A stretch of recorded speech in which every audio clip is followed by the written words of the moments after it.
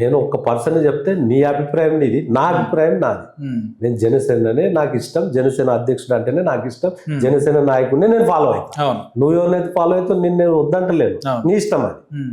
నా వ్యక్తిగత అభిప్రాయం నేను మీకు చెప్తున్నా.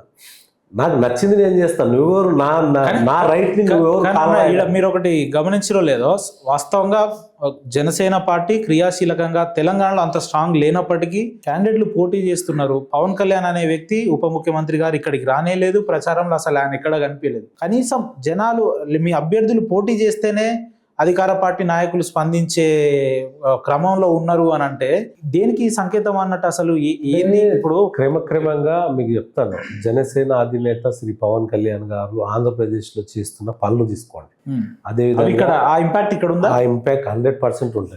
ఎందుకు ఉంటుంది అది కూడా చెప్తాను. గతంలో మనకు వరదలు వచ్చినప్పుడు రామంతపూర్, ఎల్బీ నగర్ ఆ ప్రాంతం అంతా, వనస్థలిపురం అంతా మునిగిపోయింది. ఇక్కడ దాకా నీళ్ళు వచ్చినాయి. నేను కూడా వెళ్ళిన ఆ ప్రాంతానికి. ఇప్పుడు కేటీఆర్ గారు ఇంటింటికి 10,000 రూపాయలు ఇచ్చి ఇవ్వడం జరిగింది ప్రతి ఇంటికి. అటువంటి అంశాల మీద ₹1,00,00,000 ఆ రోజు ముఖ్యమంత్రి వర్గకి ఇచ్చింది ఆయన, సొంత డబ్బు, జనసేన అధినేత. ఆ తర్వాత మొన్న కూడా కొన్ని కరోనా టైంలో డబ్బులు ఇవ్వడం జరిగింది, అంటే ఆయన సొంత డబ్బు. దీన్ని నేను వేరే రకంగా చూడదు. అంటే రాజకీయంగా ఆలోచనలో ఒక వ్యక్తి, ఇప్పుడు మనం అనుకుంటాం ఒక క్రికెట్ చూస్తాం మనం, అతను ఏ ప్రాంతమో ఏ రాష్ట్రమో చూడం, మంచిగా ఆడిండా లేదా అని చూస్తాం. అట్లా అనుకుంటే మరి సింగరేణి కాలనీలో కూడా ఒక గిరిజన అమ్మాయి చనిపోతే కూడా అప్పుడు కూడా సాయం వెళ్ళింది. యాసిడ్ దాడి జరిగింది రాజశేఖర్ రెడ్డి గారి హయాంలో. అప్పుడు కూడా వరంగల్ వెళ్ళడం జరిగింది. మేము వరంగల్ వెళ్ళి వాళ్ళని పరామర్శించి రావడం జరిగింది. ఆ తర్వాత వాళ్ళని రాజశేఖర్ రెడ్డి గారు ఎన్కౌంటర్ ఏదో జరిగింది. ఇటువంటి అంశాలు అనేది పవన్ కళ్యాణ్ గారు అటువంటి జరిగినప్పుడు ఆయన చెల్లించి తన అవసరం ఉన్నప్పుడు రెస్పాండ్ అవుతున్నారు, 100% రెస్పాండ్ అవుతాడు. ఎందుకంటే సమాజంలో ఆయన ఒక 140 కోట్లలో ఆయనకు కూడా హక్కు ఉంది. ప్రతి భారతీయుడికి దీని మీద మాట్లాడే హక్కు ఉంది. ఏ రాష్ట్రమైనా, ఏ ప్రాంతమైనా, ఏ వర్గమైనా, ఏ కులమైనా వాళ్ళతో మాట్లాడే హక్కు మనకు రాజ్యాంగం కల్పించింది. ఇది నాకు తెలిసిన రాజ్యాంగం.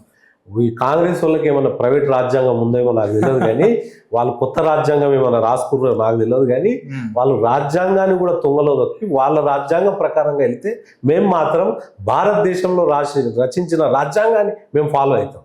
మీకు ఏమైనా ప్రైవేట్ రాజ్యాంగం ఉంటే మీ ఇష్టం, మాకైతే రాజ్యాంగం కల్పించిన హక్కుల గురించి మేము మాట్లాడతాం బరాబర్. ఈ ప్రాంతంలో కొంతమంది అధికార పార్టీకి సంబంధించిన నాయకులు, ఆత్మీయ మిత్రులు చెప్పేది ఏంటంటే, పవన్ కళ్యాణ్ అనే వ్యక్తి ఆంధ్రాకి డిప్యూటీ సీఎం కదా, వేరే రాష్ట్రానికి ఆయన డిప్యూటీ సీఎం కదా, ఈ ప్రాంతంతో పెద్దగా మక్కువ ఉండకపోవచ్చు, ఈ ప్రాంతం పట్ల అనేక సార్లు ఆయన అనేక సందర్భాల మీద విద్వేషాన్ని రెచ్చగొట్టే విధంగా మాట్లాడిండు. ఏది ఉదాహరణకు తెలంగాణ వాళ్ళ దిష్టి తగిలింది కోనసీమకు అని చెప్పడం, ఇట్లా చెప్తుంటారు.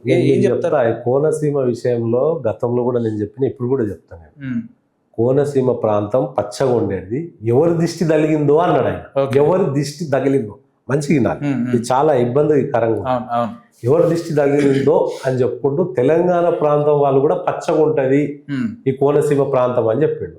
దాన్ని వీళ్ళు దాన్ని వేరే రకంగా రాజకీయ అవసరాల కోసం ఆ రకంగా ఆయనని ఇబ్బంది పెడతారు.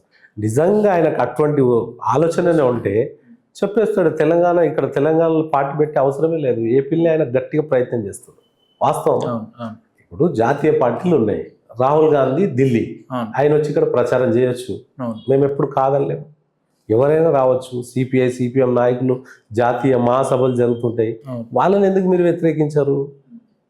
ఇక్కడ పాయింట్ ఏంటంటే, పవన్ కళ్యాణ్ అనే వ్యక్తికి జనసేన అధినేత పవన్ కళ్యాణ్ గారు అక్కడ ఉప ముఖ్యమంత్రి వర్యులు, ఆయనకు ఫాలోయింగ్ ఎక్కువ, ఆయన అంటే అభిమానించే వ్యక్తులు ఎక్కువ. ఆయన రోడ్ల మీదకి వస్తే కొన్ని లక్షల మందికి వస్తారు, అది మనం చూసినాం.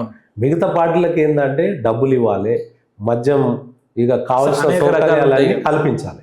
ఇక్కడ అది కొద్దిగా ఇబ్బంది అవుతుంది వీళ్ళకి చాలా ఇబ్బంది అవుతుంది. మేము నిజంగా ఒక రోజు ముందు ప్రోగ్రామ్స్ ఏమైనా పెట్టి చెప్తే కొన్ని లక్షల మంది రోడ్ల మీద ఉంటాం. ఎందుకంటే నిజాయితీ పవర్ అది. మీలాగా కోట్ల రూపాయలు దండుకొని లక్షల కోట్లు ఎన్కేసుకొని ఈరోజు సమాజంలో మీరే ఉండాలి, వేరేలు రావద్దంటే అది కరెక్ట్ కాదు. ఎందుకంటే ఇది రాజ్యాంగం కల్పించిన హక్కు.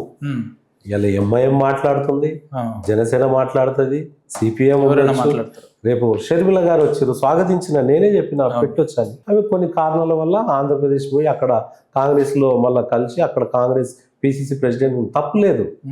రేపు ఇంకెవరైనా కొత్త వాళ్ళు వచ్చినా మనము వెల్కమ్ చెప్పాలి కానీ ఈ రకంగా ఆపేయడం అనేది అది మంచి పద్ధతి కాదు. కొంతమంది- రేపు రాబోయే రోజుల్లో కూడా మీకు చాలా ఇబ్బంది అవుతుంది. ఎందుకు కొంతమంది ఇబ్బంది అవుతుంది? ఎమ్మెల్యేలు పవన్ కళ్యాణ్ గారికి చెప్తున్నట్టు నిజంగా పవన్ కళ్యాణ్ గారికి తెలంగాణ మీద ప్రేమ మక్కువ లాంటి లేకపోతే ఆయన ఏ కార్యక్రమం తీసుకున్నా కొండగట్టు ఆంజనేయ స్వామి కాడికి పోయి వస్తాడు. తీసుకోండి. మరి అక్కడికి పోడు కదా మరి అట్లా అనుకుంటే వీళ్ళు చెప్తున్నారు. మీకు ఒక విషయం చెప్తాను నేను.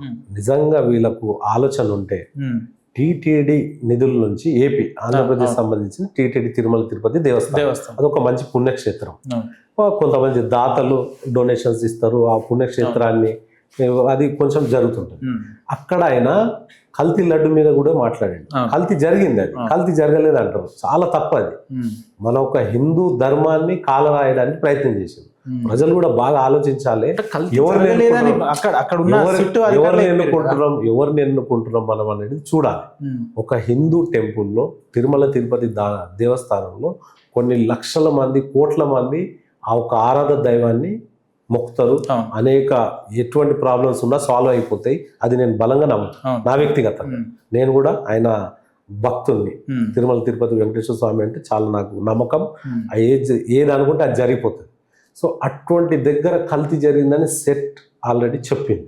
కాకపోతే కొన్ని ఇంకా అటువంటి నేనేమంటా అంటే లడ్డు కల్తీ జరిగిందంటే జరగలేదంట. మద్యం కల్తీ అమ్మారు, మీకు తెలిసిన విషయం. ఇసుకే మాఫియా ఇన్ని చేసిన తర్వాత ప్రజలు నిన్ను ఎక్కడికి వెళ్ళి ఎక్కడ తీసుకొచ్చిర్రు, 11 సీట్లకు తెచ్చిర్రు. ఇప్పుడు ఏమంటారు వాళ్ళు, సెట్ ఏమంటుంది కల్తీ అయ్యింది, కాకపోతే కొన్ని రకాలు అంటుంది. మేమేమంటున్నాం కల్తీ కంపల్సరీ ఖచ్చితంగా అయ్యింది, దాన్ని ఇంకా వివరించి చూడండి అని మేము చెప్తున్నాం. వీళ్ళు కాలేదని క్లెయిమ్ చేసుకోవడానికి వస్తున్నారు. మీరు నిజంగా చెప్పాలంటే 17 నెలలు జైల్లో ఉన్నప్పుడు ఇదే జగన్మోహన్ రెడ్డి గారు మహాత్మా గాంధీ జగన్మోహన్ రెడ్డి ఫోటో చేసుకొని పోస్టర్స్ అతకబెట్టాడు మొత్తం హైదరాబాద్ లో. మీరు ఒకసారి చూడండి. అప్పట్లో ఆయనకి ఈయనకి ఏమైనా పోలికుందా అంటే మహాత్మా గాంధీ జైలు పోయిందేమో బ్రిటిష్ వారి మీద పోరాటం చేసి జైల్లో పెట్టారు. ఈయననేమో ఈయన సొంతంగా లక్షల కోట్లు మింగేసి బెంగళూరులో ప్యాలెస్, సిమెంట్ ఫ్యాక్టరీలు, ఇసుకే ఇవి స్టీల్ ఫ్యాక్టరీలు, channels plus web channels, YouTube channels, ఇంకోటి పత్రికలు ఇవన్నీ పెట్టుకొని కొన్ని లక్షల కోట్లు సంపాదించి రాజకీయంగా. అంతకుముందు వాళ్ళ పరిస్థితి ఏంది మీరు ఎక్కడ పోయినా చెప్తారు. వాళ్ళ ఇంటికి పోయినా 25 ఏళ్ళు 30 ఏళ్ళ కింద వాళ్ళ పరిస్థితి ఏంటంటే చెప్తారు. రాజకీయంగా వచ్చేసి కాంట్రాక్టర్లను బెదిరించి వాళ్ళని పార్ట్నర్షిప్గా చేసుకొని అంతా ఇచ్చేస్తే ఆ తర్వాత తెలంగాణ ఉద్యమం రావడం ఇవన్నీ జరగడం జరిగింది. ఏమంటా అంటే రాజకీయంగా మీరు ఏదన్నా ఉంటే జనసేన అధినేత శ్రీ పవన్ కళ్యాణ్ గారు నిజం చెప్తున్నారు. ఆయనకు వేరే అవసరం లేదు. నిజంగా చెప్పాలంటే రాజకీయాలు కూడా ఆయనకు అవసరం లేదు. వాస్తవంగా చెప్పాలి. మంచి సినిమాలో ఆయనకున్న క్రేజ్ మీకు తెలిసిందే. ఇవాళ ఒక్కొక్క హీరో 50 కోట్లు తీసుకుంటే ఆయన 100 కోట్లు కూడా ఇవ్వడానికి సిద్ధంగా ఉంది. 100-150 కోట్లు కూడా ఇవ్వడానికి అవసరమైతే సినిమాలో కంప్లీట్ 80% షేర్ ఇచ్చి 20% తీసుకొని వాళ్ళే పెట్టుబడి పెట్టే స్థాయికి అంత పెద్ద స్టార్ ఉన్న వ్యక్తి ఆయన. అటువంటి వ్యక్తిని మీరు ఈ రకంగా చిత్కరించడం, ఈ రకంగా చెప్పడం అనేది చాలా బాధాకరం. వాస్తవ పరిస్థితులు రాబోయే రోజుల్లో తెలుస్తుంది. నిజంగా మీరు తప్పులు చేయకపోతే మీకు 11 సీట్లు వచ్చేటి కాదు వైఎస్ జగన్మోహన్ రెడ్డి గారు. ఇంకోటి పదే ఆయన పర్సనల్ లైఫ్ మీద మాట్లాడడం రైట్ లేదు. పర్సనల్ లైఫ్ మీదకి పోవడానికి ఎవరికి రైట్ లేదు. నువ్వు వ్యక్తిగతంగా రాజకీయంగా నేను తప్పు చేస్తే నన్ను నా ఫ్యామిలీకి ఏం సంబంధం? నేను రాజకీయంగా లబ్ధి పొంది నేను ఏదైనా చేసినా అంటే నన్ను మీరు రైట్, అది రైట్ ఉంది.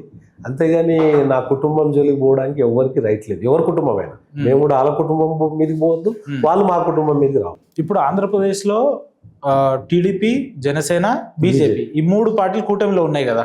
బీజేపీ తోటి అనుసంధానం ఉన్నట్టే కదా జనసేన పార్టీ. మరి ఆంధ్రప్రదేశ్ లో బీజేపీతో కలిసి ఉన్న జనసేన పార్టీ తెలంగాణలో ఎందుకు కలుస్తలేదు? తెలంగాణలో కలిసి సమస్య లేదు. గతంలో కూడా మేము కలిసి ఎమ్మెల్యేలుగా పోటీ చేయడం జరిగింది. మొన్న ఏమైందంటే మేము 336 చోట్ల పోటీ చేస్తున్నాం. వాళ్ళు కూడా కొన్ని కారణాల వల్ల ఆల్రెడీ సార్ కూడా 2 పార్టీలకు ప్రచారం చేద్దామని ఆలోచించారు. కొన్ని కారణాల వల్ల ఆయన రాలేకపోయాడు, అది అక్కడ ఆగింది. మేము బీజేపీకి సపోర్ట్ చేస్తున్నారు, పవన్ కళ్యాణ్ గారు కూడా ప్రచారానికి వస్తున్నారు. బీజేపీ జనసేనకు సపోర్ట్ చేద్దాం అనేది ఆయన ఒక ఆలోచన. కొన్ని కారణాల వల్ల ఒక ఆయన కొన్ని కారణాల వల్ల రాలేకపోయాడు, అది అక్కడికి ముగిసింది. మేము ఆ తర్వాత మా పని మేము చేసినాం, వాళ్ళ పార్టీ వాళ్ళు చేసుకుంటూ వెళ్ళారు. రిజల్ట్ అనేది రేపు ఎట్లుంది మరి వస్తుంది. బీజేపీ శాఖకును ఇప్పుడు బీజేపీ తెలంగాణ రాష్ట్ర అధ్యక్షులకి మీకు సత్సంబంధాలు ఎట్లుంటాయి? ఏం లేదు, ఎన్డీఏలో భాగస్వాములు జనసేన అధినేత పవన్ కళ్యాణ్ గారు. ఏదన్నా ఉండే విషయం ఆయననే చెప్తారు రేపు, ఓకే, నేను చెప్పడానికి ఉండదు కదా. ఎన్డీఏలో పాత్ర వహిస్తుంది ఉప ముఖ్యమంత్రి వాళ్ళు పవన్ కళ్యాణ్ గారు. ఆ ఒక్క మ్యాటర్ ఆయన చెప్పింది మేము చేయడం జరుగుతుంది. కానీ భవిష్యత్తులో తెలంగాణలో సరే మీరు అధికారంలోకి వస్తారా రారా పక్కన పెడితే, మీ మార్క్ అంటూ ఉండబోతుంది, లేదంటే మేమంటూ ఒక చైతన్యం దేవోతున్నాం అనే అలాంటి ఆలోచనలు ఏమన్నా? నేను ఒకటి చెప్తారా భాయ్ సాబ్, మేము 2014లో పార్టీ పెట్టిన తర్వాత 16 నుంచి ప్రజలలో ఉన్నాం. 2016 నుంచి అందరిని కలుసుకుంటూ 2 తెలుగు రాష్ట్రాల్లో ఉమ్మడి జిల్లాలలో మాకున్న క్యాడర్ని కాపాడుకుంటూ ఇక్కడ దాకా వచ్చినాం. మొన్న మేము 336 మందిలో దాదాపు 30-35 మంది కొత్తలు ఉండొచ్చు. 300 మంది 2016 నుంచి జనసేన అధినేత పవన్ కళ్యాణ్ గారితో జెండా మోసిన వ్యక్తులు. అవకాశం వచ్చింది, వాళ్ళు కొండగట్టు ఆంజనేయ దగ్గరికి సార్ రావడం జరిగింది. దాదాపు మీకు తెలుసు తిరుమల తిరుపతి దేవస్థానం టీటీడీ నిధుల నుంచి అక్కడ పెద్ద మనసు చేసుకొని ఆ భక్తులు ఎవరైతే డొనేట్ చేస్తారో అక్కడ నుంచి వాళ్ళతో మాట్లాడి కొండగట్టు ఆంజనేయ దగ్గర 100 గదుల నిర్మాణం, ఒక మండపం ఏర్పాటు చేయాలి. ఎందుకంటే భక్తులు ఏదైతే దీక్ష విరమిస్తారో ఆ మండపం ఒకటి ఉండాలి అక్కడ. అలాగే 2-3 సార్లు సందర్భంగా ఆయన పోయినప్పుడు వారాయి పూజ చేసినప్పుడు కూడా కొంతమంది ఆర్జీ చెప్పుకోవడం జరిగింది, సార్ ఇది పరిస్థితి మాకు విన్నపం ఇచ్చుకున్నారు. అందులో భాగంగా ఆయనకు ఆలోచనలో ఉండే మొన్న అదేదో టీటీడీ వెంకటేశ్వర స్వామి పుణ్యమా అని అది మనకు జరిగింది. నేనేమంటా అంటే ఇప్పుడున్న ఇక్కడ పొలిటీషియన్స్ కూడా ఇటువంటి అంశాలని చూడాలి. ప్రజలకు ఏం కావాలి అంటే మీకు అది లేదు, నాకేం కావాలి, నేనేం చేయాలి, నేను ఎట్లా వ్యక్తిగతంగా అయిపోయింది. వ్యక్తిగతం కాదు, మనం ఏం చేసినాం ప్రజలు మనకి ఏం చేయాలి.